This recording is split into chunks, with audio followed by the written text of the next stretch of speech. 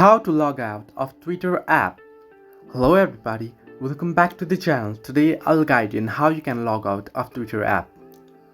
Well, if you're trying to log out of the Twitter app and you're not getting the logout option anywhere on the app, then this is the perfect video for you. First, what you want to do is open up the Twitter app. You'll get an interface like this as you can see on the screen right now. Simply tap on the profile icon that you can see at the top left corner of the screen.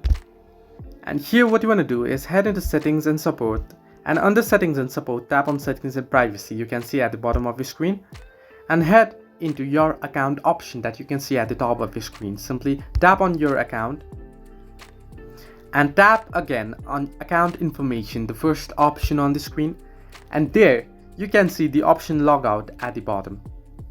Now at the bottom of options you can see the last option there, logout. Simply tap on logout and tap again on logout and your account will get logged out. So this way you can log out of Twitter app. Hope this helped you. Do like and subscribe, and do not forget to leave a comment down below if you have any further issues.